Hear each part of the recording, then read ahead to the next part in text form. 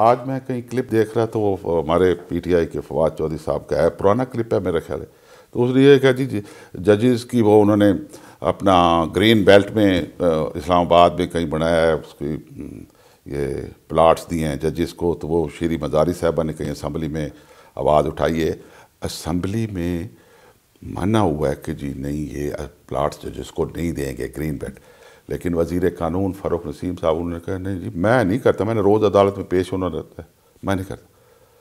तो हम नहीं कर सके। वो किसी ने पूछा कि जी क्यों नहीं करते, उन्होंने कहा हम भी डरते हैं।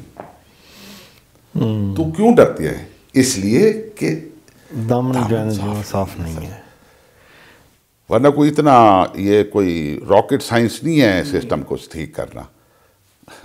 बंदा नीट एंड क्लीन हो वो कर जाता है सर, कोई रॉकेट साइंस नहीं है। तो ये फिर जो पॉलिटिकली जो लीडरशिप है सर, इसके पीछे पूरी की पूरी एक काबीना और एक पूरी जमात के जो बंदे एमएनए खड़े होते हैं, मेंबर्स खड़े होते हैं पूरे पाकिस्तान में, लेकिन ये 200-300 एमएनए के कैंडिडेट होते हैं एक पार्टी के मिनिमम, अगर हम देख लें तो अगर वो पूरे के पूरे पाकिस्तान में जो 340-50 का जो ईवान है उसमें अगर सारे कैंडिडेट हो जाएं तो 350 एमएनए, तो वो एमएनए को ज़रा भी नहीं शऊर होता कि जी मैं यार किसको लीडर बना रहा हूँ जिसका अपना दामन साफ नहीं है।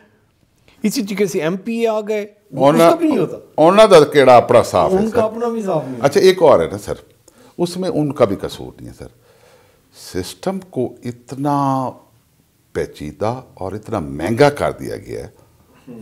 अब ये क्या मैंने है ये एमपी है, वो कम से कम 8-10 करोड़ लगा के इलेक्शन लड़ता है सर। जब वो लगाता है तो उसके बाद उसने रिकवरी करनी है, 5 साल बाद फिर इलेक्शन है। मैं आपको सही बता रहा हूँ, जिसने इतने पैसे लगाए हैं। अच्छा इसमें किसका कसूर है? मैं कहता हूँ हमारा कसूर है, वोटर्स का।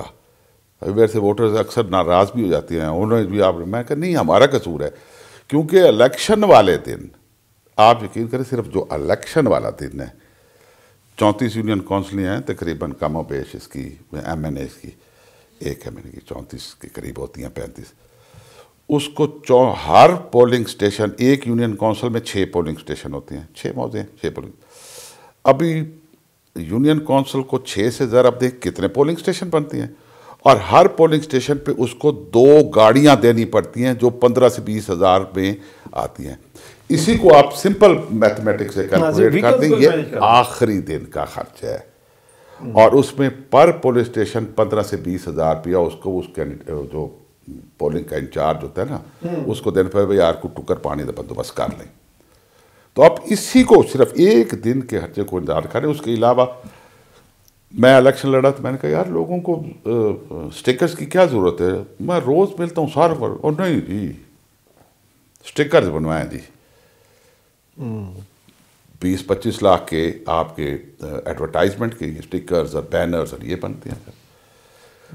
तो पब्लिक आखिरी दिन पोलिंग पे वैसे पूरी फैमिली को अपने हिसाब की जो भी सवारी होगी उस पे वो बिठाएंगे, मोटरसाइकिल है, कार है, जो भी है, बिठा के कहीं शादी है, फंक्शन है, फैमिली जाने चले। इलेक्शन वाले दिन वो घर बैठेंगे, गड्डी भेजोगे तो आऊँगा, मेरी फैमिली ने आने जी, वैसे वो मेट्रो पे जाएंगे, लेकिन अगर मतलब मिला जुला काम है sir. Election day political leadership आपने कहा कि जी वो भी वैसे ही हैं जो जैसे लीडर हैं, तो वो इसको, तो इसमें अभी फिर हमें सिर्फ दुआ ही करनी चाहिए कि कोई ऐसा कोई अल्लाह वाला बंदा आ जाए जिसका दामन साफ हो और उसके वो इस पॉलिटिकल सिस्टम में आए और उसके साथ बहुत सारे लोग भी इकट्ठे हो जाएं, और वो इलेक्शन में जितने भी धंधे इस्तेमाल करते हैं ये धांधली के और आरओज़ के और बाकी सारे आरटीआई सिस्टम के, ये जो सारे क्लेम करते हैं, ये सारे ठीक हो जाएं और वो जीत जाए और वो जीत के असम्बली में आ जाए, तो फिर वो बेहतर कानून साजी करे और ये ब्यूरोक्रेसी को भी नत डाले और मसावात का सिस्टम हो, फिर तो ऐसे ही होगा। छानना नहीं लगा सर, 75 ईयर्स हो गए ना, उसमें से आप फौजी दौर निकाल दें, क्योंकि फौजी दौर तो स्टेटस को वाला दौर होता है, वो छानना नहीं लगा सियासतदानों का। ये पिछली 3 उसमें अभी लगा है, छानना लगा है। 8 से 18 और 18 से 8 से 13, 13 से 18। हाँ, इसमें अभी छानना लगा है। कई ऐसे हैं जो आउट हुए हैं, लोगों ने रिजेक्ट किया है। अभी इसी पिछले इलेक्शन की देख लें, इसी सीट से जैन कुरैशी साहब जीत रहे हैं सर, MNA की ना 18 में। फिर वो रिज़ाइन किया, MPA के लड़े, MPA पे जीते, और हालांकि सलमान नईम की अच्छी पोजीशन थी, लेकिन और वो PTM भी इकट्ठी थी सारी, वहाँ से भी उसने विन किया। 2 यूनियन काउंसिलें ऐसी हैं जो उस हल्के में MNA के नीचे आती हैं, वहाँ से मेजर तौर पे जीते। फिर जब बारी आई बाई इलेक्शन उनके अपने हल्के की, जहाँ से इन्होंने इस्तीफा दिया था, 6 सीटें खान निकाल रहा है, लीडरशिप की बात कर रहा हूँ, 6 सीटें खान निकाल रहा है, और वो भी ऐसे निकाल रहा है कि 2 या 3 हल्के ऐसे भी हैं जिसमें वो गया ही नहीं। ट्रू गया ही नहीं। लेकिन इधर उसने आके मारबानो साहब के हक में जलसा किया, और काफ़ी गैदरिंग थी, काफ़ी रश था, लेकिन सीट लूज हो गई। PTI की वो यूनियन काउंसिलें जो मेजॉरिटी में जैन पीपल्स पार्टी वाली इसमें MP वाले उसमें जीता, वहाँ से भी हार गए, और अपने भी हार गए। छानना लग रहा है।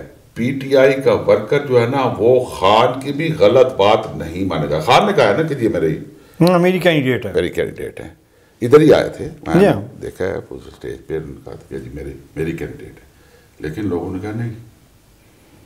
तो छानना अगर 58 से लगना शुरू होता ना सर, वो अयूब खान ले गया 58 से, फिर याया साहब तो खैर शायर रंगीला थे, उसके बाद फिर भुट्टो साहब आए, फिर ज़ियाउल हक साहब आ गए, फिर मुशर्रफ आ गए। तो वो छानना अगर लगता रहता ना सर, पीपल्स पार्टी का छानना लगा नहीं है सर अभी 3 सालों में, 3 टेंडर्स में। आपको कैंडिडेट मुल्तान में नहीं मिलेगा सिवाय गिलानी साहबानों के, जहाँ से गिलानी साहब खुद या उनके जो बेटे हैं, उनके अलावा कोई कैंडिडेट बनने को तैयार नहीं है। और तो मुल्तान के 6 हल्के हैं, तो वो माशाल्लाह 4 बेटे हैं, एक गिलानी साहब, एक भाई, तो 6 हल्के पूरे होते हैं, उनको और कैंडिडेट चाहिए किस लिए? तो पिछली दफ़ा हुआ नहीं था इसी तरह। फिर सिर्फ ये 18 में अगर टिकट की PTI ऊपर से टिकट की डिस्ट्रीब्यूशन ठीक करती तो इन्होंने भी घर जाना सी सर, तो बाकी तो सारे रह गए थे, तो लगा नहीं है छानना सर। इसी तरह होता है सर, हमारे मुल्क में छानना लगा ही नहीं है। लीडरशिप अगर ठीक है ना सर, ऑटोमेटिकली सिस्टम नीचे ठीक होता है। खान ने लगाया नहीं है छाना उसको, जिसको ये सारे कहते थे जी वो खान चल ही नहीं सकता, खान के घर का किचन ही नहीं चलेगा, वो ATM मशीन है। जहांगीर तरीन और अलीम खान दोनों को ATM मशीन है, इसके बगैर चल नहीं सकता। उसने दोनों को उठा के पैर फेंक दिया। उससे पहले जावेद हाशमी था, और उससे पहले जावेद हाशमी साहब आउट हुए। जावेद हाशमी साहब तो बस बादशाह है, अगर वो इधर आज PTI में होते तो उन्होंने प्रेसिडेंट उन्होंने होना था अलवी की जगह पे, तो वो शाह महमूद किधर जाता? साहब तो अब फॉरेन मिनिस्टर है अंदर। लेकिन मैं ये कह रहा हूँ सर कि छानना लगना शुरू हो गया है, और वो भी बिकॉज ऑफ, आपको याद नहीं है अपना ये KPK क्या 2013 के बाद जो इसने सेनेट में 12 या 13 MPs, हाँ वो सेनेट में जिन्होंने अगेंस्ट वोट दिया था। हाँ, उन्होंने चलो। अच्छा, जब आप कप्तान साहब, और फिर उसके बाद 2018 में कोई फर्क नहीं पड़ा, उसी तरह बाकी लोग जीते सर।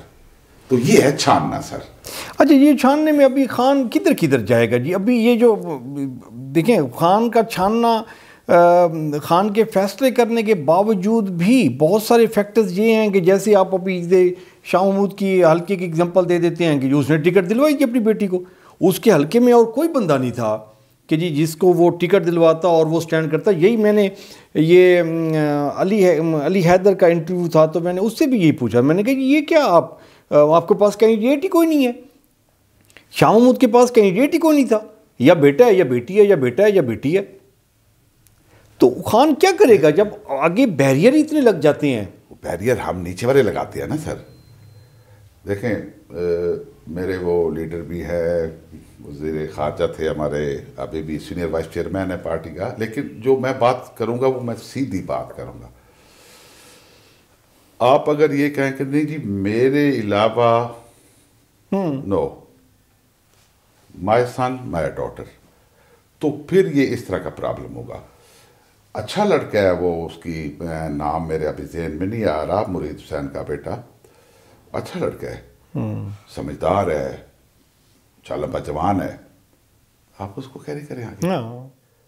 तो वो कहते हैं ना कि वांड खाओ खांड खाओ, तो ये भी तो प्रॉब्लम है ना सर। नीचे हम खान बेचारा क्या करे। तो ये वही ना, मैं यही तो पूछ रहा था कि 2013 के इलेक्शन में आपके रिजल्ट्स के बाद 2018 में क्या जस्टिफिकेशन बनती थी खालिद जावेद वड़ैच को इस हल्के में आके टिकट देने के लिए? वो जस्टिफिकेशन ये बनती थी, वो हार गया नहीं तो वो उसको तो फर्क देखिए, जब हम खान की बात करते हैं कि लीडरशिप जो आएगी वो उसका दामन साफ होगा, वो बेचारा ये तो एक ही हल्के की एग्जांपल है ना सर, ये 2 हल्कों की एग्जांपल है। तो जनूबी पंजाब पूरा का पूरा, जिसमें वो शामूद बैठ के वो ऑल इन ऑल जो है वो जिसको चाहता है टिकट दे देता है, और जिसको चाहता है वो कहते हैं कि तू घर बैठ जी, बाहर जाएंगे तो कोई मसला नहीं है। इस तरह के सिनेरियो में फिर खान फर्स्ट चांस था सर जिसमें ये थोड़ा इस तरह हुआ है। अभी उसको समझ आ गई है। मैं आपके आप ये बेटी आ गई है सर उसकी, और अभी तो समझ आ गई है ना सर चीज़ों की। और फिर मैं ये कहूँगा सर कि आप 4 साल में एक आदमी कितना कोई तब्दीली कर सकता है सर, तो it will take time. Leadership अगर ठीक है ना, फिर हम बाकी वही मतलब माजरत के साथ अदारी साहब का नाम लें तो पार्टी वाले, पीपल्स पार्टी वाले, उनके उस पर वो तस्वीर नहीं लगाते सर, पोस्टर अपने स्टिकर पे, हमने और अदारी साहब की फ़ोटो नहीं लानी जी। अच्छा, इसी तरह कोई आप जनरल पब्लिक से बात करें, आप सड़क पर ठहर जाएँ, किसी से बात करें, नवाज शरीफ साहब की बात पर तो वो खान के बारे में कहेंगे तो कम से कम खान के बारे में लोग ये ज़रूर कहेंगे कि यार ठीक है पार्टी का नहीं है, लेकिन बंदा यार ईमानदार है, करप्शन कोई नहीं है, ले दे कि एक घड़ी उसके ज़िम्मे लगा दी है। अभी वो हो नहीं गया सर, वो जज साहब ने कहा कि जी पूरा अपना 47 से लेके अभी तक रिकॉर्ड पे हवा निकल गई सर। तो शकाना के जिसने तोहफे लिए हैं तो सबके रिकॉर्ड आ जाएं, तो गाड़ियां ली हुई हैं लोगों ने, पता नहीं क्या क्या कुछ लिए हुआ सर। तो वो आप कहने का मतलब है कि 4 साल में आप घर रेनोवेट बड़ा औखा है, साल में होता है सर, 1.5 साल। अच्छा कप्तान साहब, ये एक इशू था, मैं अभी रिसेंटली इब्राहिम खान हैं MNA, उनसे इंटरव्यू कर रहा था, तो मैंने कहा कि जी आपके पास पंजाब गवर्नमेंट थी, आपके पास फेडरल था, आपने सिर्फ़ और सिर्फ पुलिस को ठीक करना था, डिपोलिटिसाइज करना था, जो खान पिछले 10-15 साल से कह रहा था वो खान ने नहीं किया। उसका नतीजा ये निकला कि अभी जो 25 मई को जो इन्होंने लॉन्ग मार्च निकाला है तो पुलिस ने इनकी तबीयत साफ़ कर दी है। तो मैंने इनसे पूछा, मैंने कहा जी आप समझते हैं कि ये अगर पुलिस को ठीक कर लिया जाता तो कम से कम ये वाला 25 मई वाला जो आपके पास जो सलूक हुआ ये ना होता। कहते हैं जी हम एडमिट करते हैं। ठीक, तो ये जो खान ने इतने अरसे में मतलब क्या चीज़ उसने चेंज की है, इसको आप किस नज़र से देखते हैं कि जी 3 साल 8 माह या 7 माह का टाइम था, कोई इंस्टीट्यूशन ठीक किया भी है? जुडिशरी में वो कहते हैं कि जी हमारा तो अमल दखल कोई नहीं है, नैब खान कहते हैं कि ये फ़ौज चलाती रही थी, बाकी डिपार्टमेंट्स कोई एक तो हो ना कि जी जिसका हम कह सकें कि जी उसका डायरेक्ट जो फ़ायदा पहुंचा है वो आवाम को पहुंचा है। वो सेहत कार्ड कह देता है, वो इन्वायरमेंट कह देता है कि जी मैंने दरख्त लगाए हैं, जी मैंने जैतून की प्रोडक्शन शुरू करा दी है, मैंने जी इंडस्ट्री चलवा दी हुई है। तो ये सारे तो इकॉनमी के साथ रिलेटेड है, ये माशरे के साथ रिलेटेड जो चीज़ें थी वो उसमें से कोई ऐसा हुआ है? लाइन तो होगी ना, चीज़ टाइम लगेगा, स्ट्रीम लाइन हो रही थी चीज़ें, लेकिन ये कि फिर जो इतने लोग ये जो इस वक्त दीमक कह लूँ सर मैं, कोई नाराज़ होता है तो और बात है। ये जो जर्नैली दीमक है, ये जो इस्टेब्लिशमेंटी दीमक है, ये पुराने जो सियासतदान जिन्होंने ये दीमक है, ये दीम के ख़त्म करने में टाइम लगेगा। करने नहीं तो स्ट्रॉन्ग इतनी है सर, वो रोता पीटता तो रहा है, मैं जी क्या करूँ, अदलिया नहीं मानती। आप एक किसी को पकड़ती है अदलिया, उसको नवाज शरीफ का केस देख लें, हाँ वो उसको कह दिया कि जी आप गारंटी दें। हाँ, अभी ये जज साहब को ये पूछना चाहिए कि जी हाँ जी कोई गारंटी आप देंगे जी ये जिंदा रहेगा, अल्लाह के काम है। अच्छा अभी कोई नहीं पूछता, जो ग्रंटर था उससे भी कोई नहीं पूछता, वो प्राइम मिनिस्टर बना बैठा सर। तो मेरे कहने का मतलब है, इसी तरह आप नैब की बात करती है, वो तमाम इन अदारों में फौजी लगे हुए हैं सर, करना कोई नहीं देता। ये प्राइम मिनिस्टर आज़ाद होगा जिस दिन इसके MS को आप हटा देंगे, मैं आपको सही बता रहा हूँ। MS को हटाएं, पूरी दुनिया में कहीं देख लें, आपको हमेशा प्राइम मिनिस्टर की सिक्योरिटी पे उनकी अपनी सीक्रेट सर्विस होती है। हमारे पास जो है वो तमाम फौजी हैं। मैं गिलानी साहब प्राइम मिनिस्टर से मैं गया एक दफ़ा मिलने, मलिक लियाकत साहब भी साथ थे, मामू हैं मेरे, 2 और बंदे थे। तो गेट पे वो उन्होंने चेकिंग के लिए रुका, तो मैंने देखा तो साथ एक रेजिमेंट, मेरी रेजिमेंट है सर, लड़के ठहरे। मैं ऐसी गाड़ी से उतरा, चेकिंग कराई, मैं उनकी तरफ चला गया, उनको मैंने जब तारुफ कराया उन्होंने मुझे लौट गया, क्या हाल है सर ये वो। मैं कहा यार अच्छा मैं चेकिंग करा, नहीं सर आप इधर से आए, आप इधर चेकिंग कराएंगे। साइड से अंदर सारे फौजी, MS 3 ADC है, MS है, कर्नल है, पूरा। वो प्राइम मिनिस्टर को किसी टाइम भी खाली नहीं छोड़ते। तो वो बस सिस्टम ठीक होने वाला है सर। अभी ज्यादा बात करेंगे तो फिर वो मिसिंग पर्सन में भी बंदा ना शुमार हो जाए। तो अल्लाह खैर करेगा। तो इन्हें अदालत भी जो है सर वो मैं कॉलम लिख रहा था, थोड़ा सा ऐसे लिखा है अभी तौहीन पे सर, कि जजेस के खिलाफ बात करो तौहीन, फौज के खिलाफ बात करो तौहीन और बगावत, किसी और के खिलाफ बात करो, मौलवी के खिलाफ करो तो दीन खतरे में है, वो भी तौहीन हो गई आपकी। लेकिन जो टैक्स पेयर है उसकी तौहीन कोई नहीं सोचता। उसकी जब तक आप टैक्स पेयर की तौहीन के बारे में नहीं सोचेंगे ना, ये सिस्टम नहीं ठीक हो सकता सर। मैं लिख के देता हूं, एक टैक्स पेयर जो अपनी तनख्वाह से टैक्स देता है, अपनी आमदन से टैक्स देता है, आप ये पानी की बोतल है इस पर भी टैक्स है, तो वो उसको तो पुलिस वाले ठहरा हो तो वही कहता है चले परे हो, वो बेचारे साहब। तो कहने का मतलब ये है कि कैसे सिस्टम होगा जब तक आप टैक्स पेयर अवाम ताकत, भुट्टो साहब ने कहा था ताकत का सरचश्मा अवाम है आप बताएं। ठीक है कप्तान साहब, बड़ा ज़बरदस्त प्रोग्राम जी, मज़ा आ रहा था, लेकिन अभी टाइम की हमें शॉर्टेज है, तो इंशाल्लाह एक और सेशन रखेंगे आपके साथ जी।